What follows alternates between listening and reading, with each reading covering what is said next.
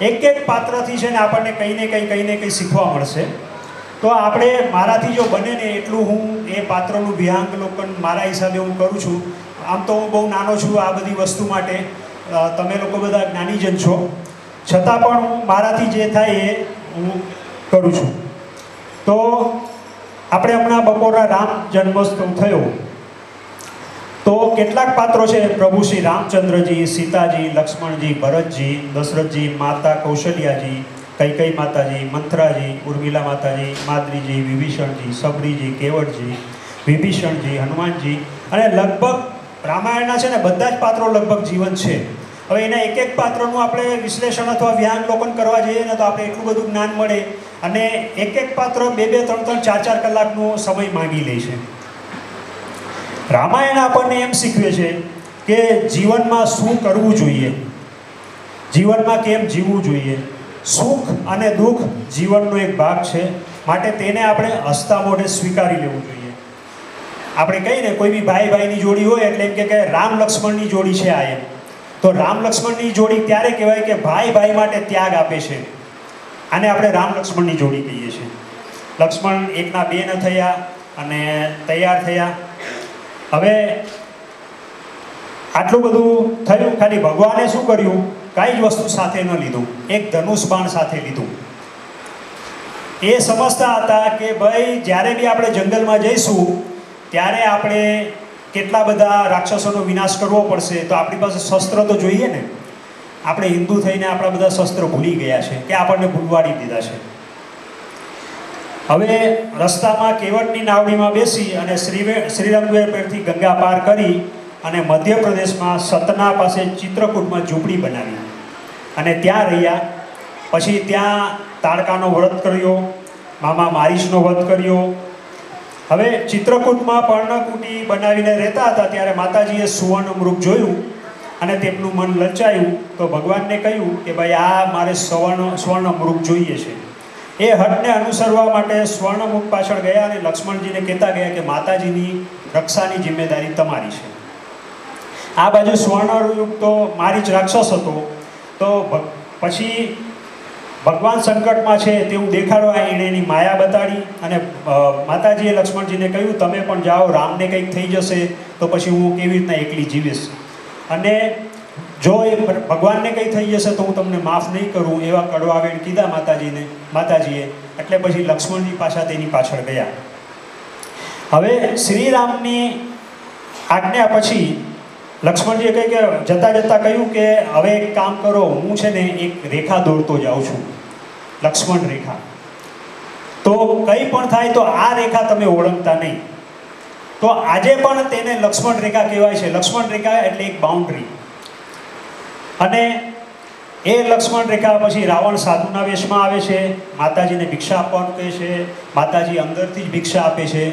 છતાં બી રાવણ તો કપટી હતો જ, એટલે એણે કહ્યું, કપટી વાણીમાં કહે છે કે હું અંદર નહીં આવું પણ તમે બહાર આવો, જો નહીં આવો તો તમે એક સાધુને અનાદર કરો છો, એને તમે ભિક્ષા નથી આપી.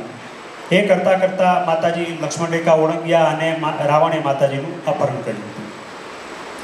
આ બાબત બહેનોને સૂચવે છે કે મર્યાદા ક્યારેય ઓળંગવી નહીં, જેને આપણે લક્ષ્મણ રેખા કહીએ છીએ. કારણ કે ત્યારે તો સતયુગ હતો અને એક જ રાવણ હતો. આજે તો રાવણોથી આખી દુનિયા ભરી પડી છે. તો માટે પોતાને આવા રાવણોથી જરૂર બચાવવા. પ્રભુ જ્યારે પાછા આવે છે ત્યારે સીતાજીને ન જોતા આક્રંદ કરે છે અને તેમની શોધમાં બંને ભાઈઓ નીકળે છે અને રસ્તામાં તેમને સુગ્રીવનો ભેટો થાય છે.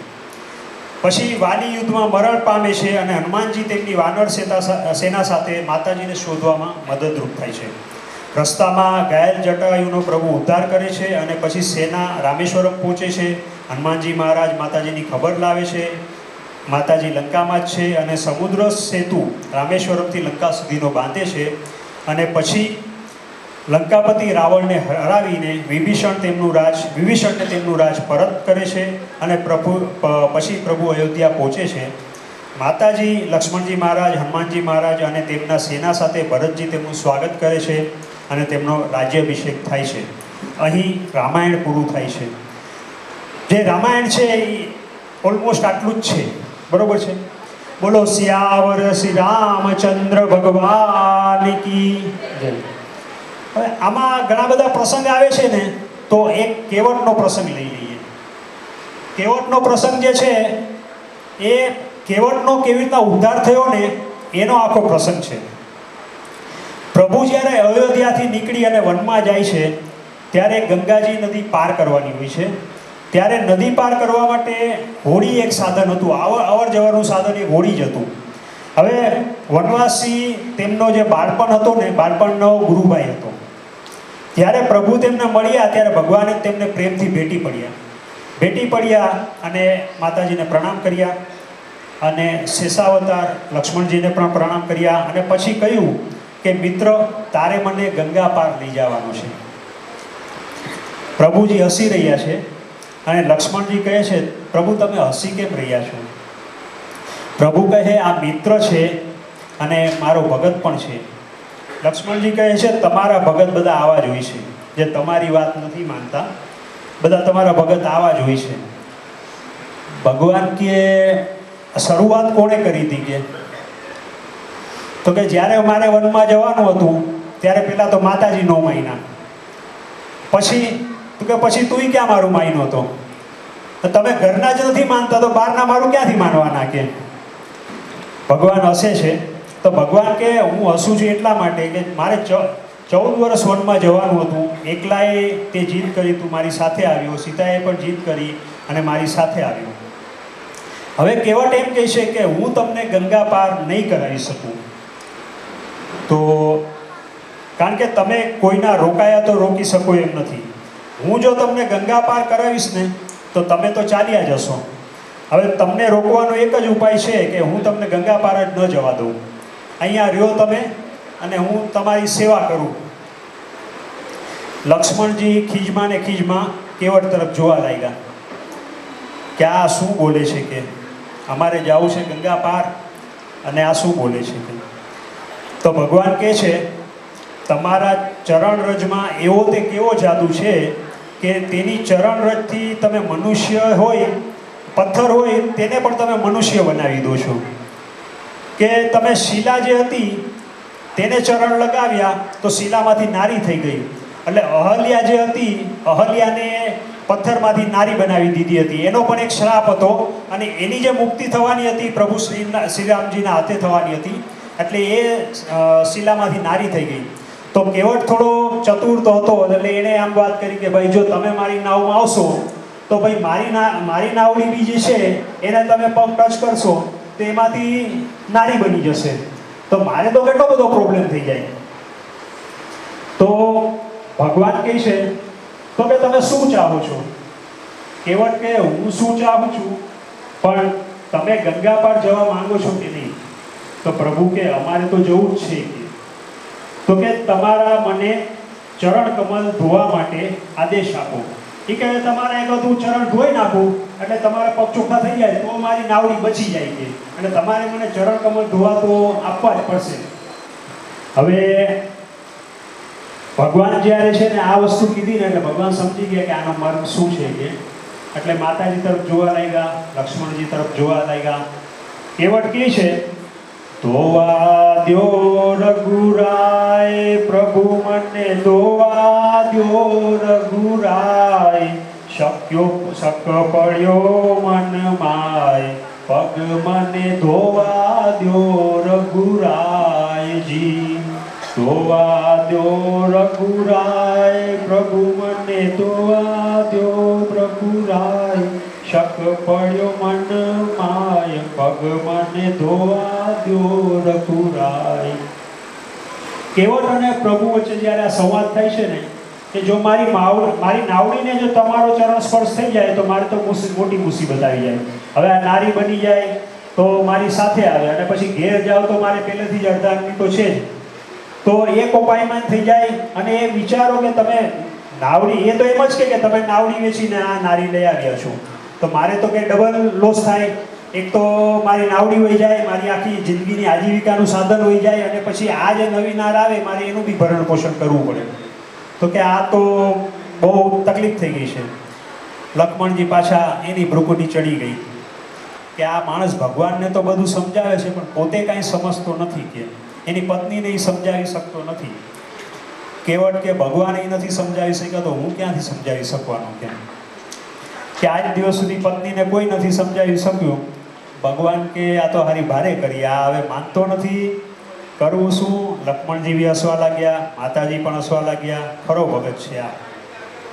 પાછું ભગવાને પૂછ્યું, હવે આનો બીજો કોઈ ઉપાય છે કે નહીં? તો કહે તો કે એક કામ કરો, આગળ તમે જાઓ ત્યાં કમર સુધીનું પાણી છે અને ત્યાંથી તમે ક્રોસ કરીને ગયા જાઓ તો તમે જઈ શકો છો કે. તો એવું હોય તો હું તમને મૂકી જાઉં કે. કેવટ કે હજી તો મારી બોણી નથી થઈ, સવારનો સમય છે, મુસાફરો આવશે, મારો ધંધાનો સમય છે, હું તમને સાંજના મૂકી જઈશ.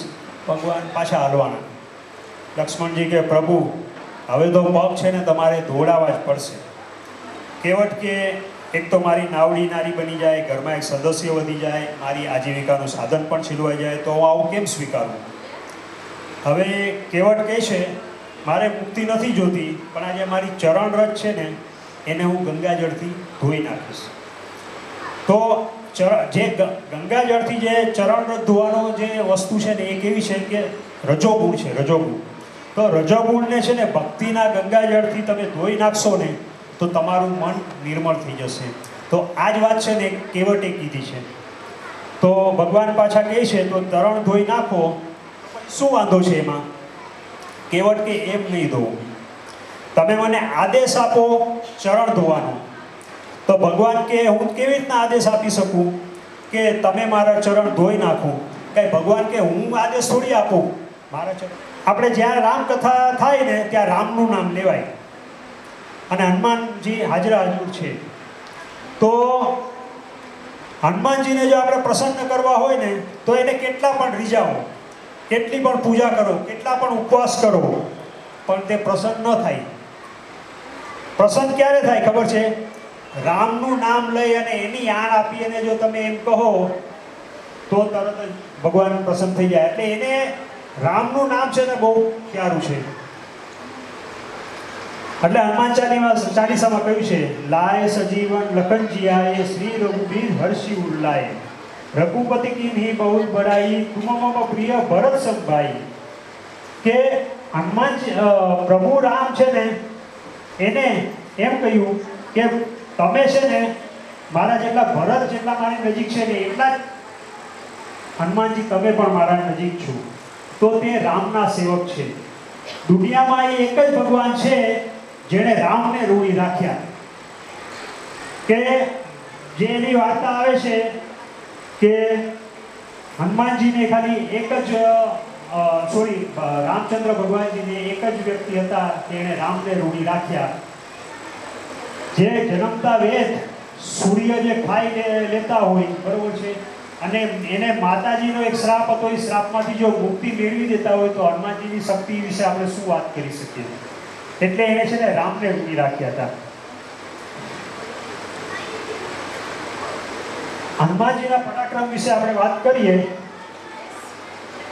બાળ સમય રવિ બક્ષ લિયો તબ તીનહુ લોક ભયો અંધિયારો તાહી સો ત્રાસ ભયો જગ કોઈ સંકટ કાહુ કો જાત ન તારો દેવનયાની કરી વિનતી તબ તોડી દિયો રવિ કષ્ટ નિવારો को नहीं जानत है जग में कपि संकट मोचन नाम तिहारो સંકટ મોચન નામ તિહારો. જ્યારે એને બાળ સમયે રવિ એટલે સૂર્યને મોઢામાં દબાવી દીધો હતો ત્યારે આખા જગતમાં અંધિયારું થઈ ગયું હતું. ત્યારે આજે ત્રાસ થઈ ગયો કે આ સંકટ કોઈ ઉતારી ન શકે. બધા દેવતા આવ્યા અને વિનંતી કરી કે ભાઈ આ તમે છે ને રવિને છોડી દો. એટલે ભગવાને હનુમાનજીએ કહ્યું એક શરતે છોડું, તમે મારા માતાજીને છે ને શ્રાપમાંથી મુક્ત કરો તો હું કે તમને કે રવિ એટલે સૂર્ય ભગવાનને હું છોડું. પછી બધા દેવતાઓએ વિનંતી કરી અને કહ્યું કે માતાજીના શ્રાપમાંથી મુક્ત કરવામાં આવે છે અને પછી એને સૂર્યજીને છોડી દીધું. તો જ્યારે હનુમાનજીએ ત્યારે એક વાત કરી હતી કે જન્મતા વેદ એણે એની માને શ્રાપમાંથી મુક્ત કરી દીધા. જ્યારે દેવતાઓએ કહ્યું કે સવા પહોરનો સૂર્યની વાત હતી, અત્યારે તો બીજો ત્રીજો પહોર વીતવા આવ્યો છે, સાંજ પડવા આવી છે, તમારા માતાજી તો શ્રાપમાંથી મુક્ત થઈ ગયા છે.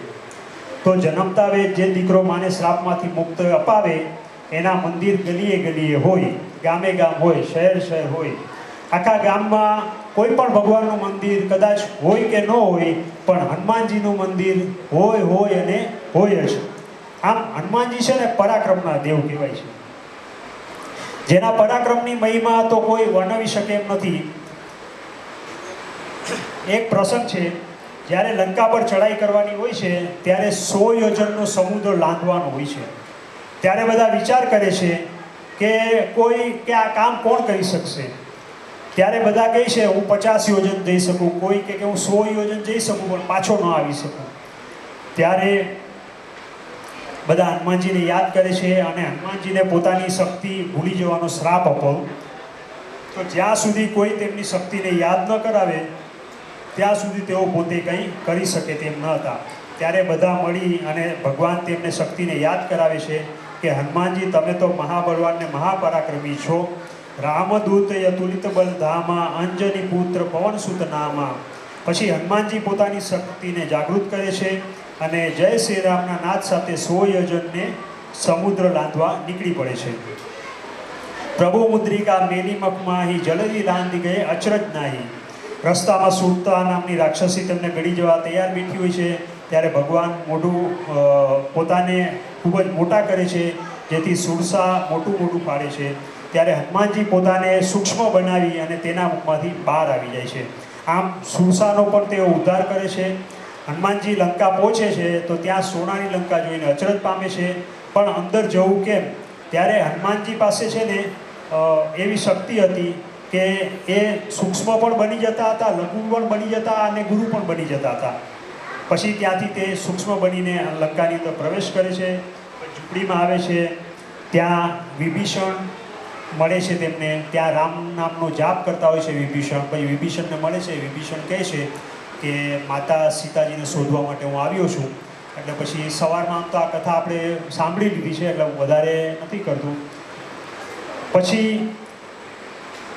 બધા છેલ્લે પછી જ્યારે ભગવાન બધા મળીને રાક્ષસોએ પૂંછડીને બાળવા લાગ્યા અને હનુમાનજીને તો મજા પડી ગઈ. સળગતી પૂંછડીથી આખી લંકા સળગાવી નાખી અને રામેશ્વરમ પાછા આવી ગયા. તો હનુમાનજી મહારાજને ભગવાનના પરમ ભક્ત કહ્યા છે. તુલસીદાસ મહારાજે કહ્યું છે, વિદ્યાબાન ગુની અતિ ચાતુર, રામ કાજ કરી બેકો આતુર. પ્રભુ ચરિત્ર સુન બેકો રસિયા, રામ લખન સીતા મન બસિયા. લાય સજીવન લખન જીયાએ, શ્રી રઘુબીર હર્ષિ ઉલ્લાય. રઘુપતિ કિન્હી બહુ બડાઈ, પ્રિય ભરત સંભાઈ. તો આપણે એક પ્રસંગ છે કે લંકામાં જ્યારે વિજય પ્રાપ્તિ કરીને ભગવાન 21 દિવસ પછી અયોધ્યામાં આવે છે ત્યારે આપણે જે દિવાળી ઉજવીએ છીએ ને, તો એ દિવાળી ઉજવવાનો પ્રોગ્રામ ચાલુ હતો, એમનો રાજ્યાભિષેક થવાનો હતો. તો એક વખત હનુમાનજી માતાજીને પૂછે છે કે માતાજી આ તમે માથામાં સેતો પૂરો છો તો આટલું બધું સિંદૂર તમે કેવી રીતના લગાડો છો, કે શા માટે લગાડો છો? તો કે આ સિંદૂર લગાડું છું ને તો હું ભગવાન રામને છે ને બહુ પ્રિય છું, ભગવાન મને બહુ પ્રેમ કરે છે. અને હનુમાનજીને થયું કે આ સિંદૂર લગાડવાથી, જો આટલું સિંદૂર લગાડવાથી જો માતાજી આટલા માતાજીને પ્રેમ કરતા હોય, ગયા એક જગ્યા પર ગયા અને આખા સિંદૂરનો ડબ્બો પોતાના પર ઉદેડી લીધો અને પછી આવ્યા એ આખા સિંદૂર. પછી આવ્યા એટલે માતાજીએ પૂછ્યું કે ભગવાન શું છે હનુમાનજી આ બધું? તો કે તમે આટલું સિંદૂર લગાવો છો અને જો ભગવાન પ્રસન્ન તમારા પર રહેતા હોય તો મને થયું કે આપણે આખું લગાડી દેવું, એટલે આપણે તો જિંદગીભર ભગવાનનો પ્રેમ મળ્યા રાખે કે. એટલે હનુમાનજીના મંદિરમાં છે ને સિંદૂર પણ એટલે જ લગાવવામાં આવે છે, સિંદૂર અને તેલ એટલે જ ચડાવવામાં આવે છે. જૂની જેટલી પણ મૂર્તિ હતી ને તે મૂર્તિમાં આખી જે મૂર્તિ હતી ને તે સિંદૂરી રંગથી રંગવામાં આવતી હતી. તો આ છે મહિમા હનુમાનજીનો. અને હનુમાનજીને રામજી પ્રાણથી બહુ પ્યારા છે. પવન તનય સંકટ હરણ મંગલ મૂર્તિ રૂપ, રામ લખન સીતા સહિત હૃદય વસહુ સુર ભૂપ. સિયાવર રામચંદ્ર કી જય, पवन सुत हनुमान की जय, उमापति महादेव की जय, बोलो भाई सब संतन की जय, बोलो रुकड़िया हनुमान जी महाराज नी जय, कष्टभंजन देवनी जय, श्री रामचंद्र भगवान की जय।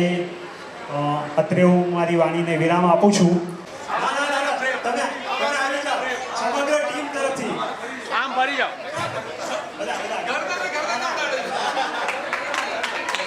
આમ સામે,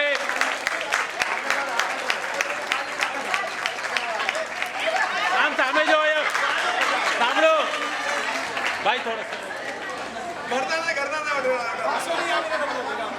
સામે એમાં એક મિનિટ.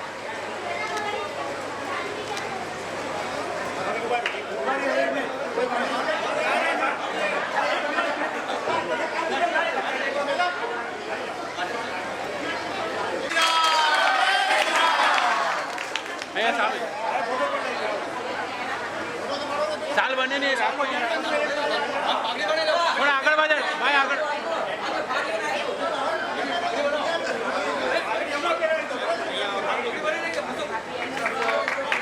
સામે જોજો,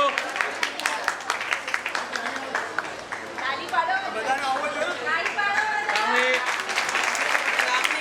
અહીંયા જો, અહીંયા સામે.